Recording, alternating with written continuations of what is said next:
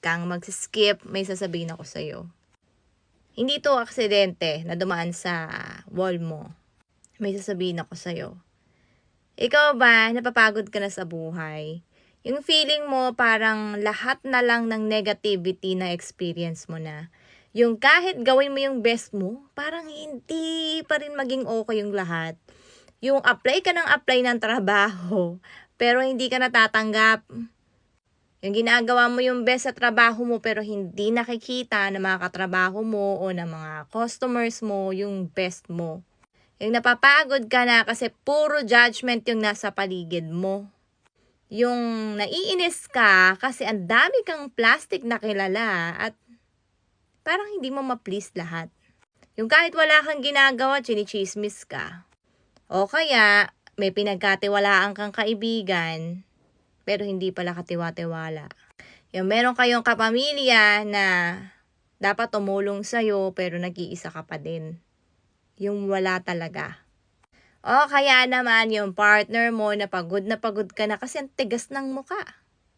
O baka naman yung anak mo yung matitigas yung mga ulo. Minsan nakakapagod sa earth. Totoo yan ha. Nakakapagod.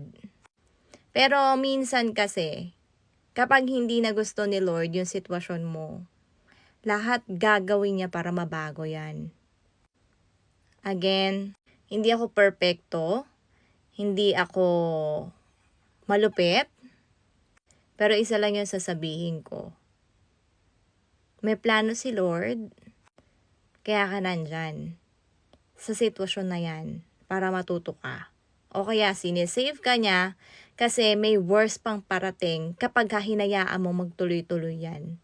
Or may gustong-gusto kang bagay na hindi mo makuha-kuha, pero pinipilit mo na maging maayos lahat o makuha lahat, pero walang nangyayari. Ibig sabihin, hindi ka para dyan.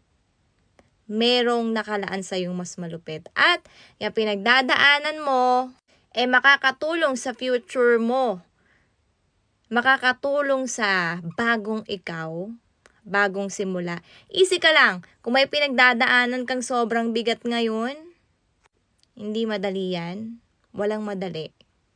Pero isa lang talaga yung dapat mong tandaan. Hindi ka nag-iisa. Andyan siya. And minsan, na-experience mo yung worst kasi sobrang laking better yung paparating. Wow, sobrang laking better. Hindi lang better, best pa. Piniprepare ka lang niya kasi baka daw malunod ka sa blessing.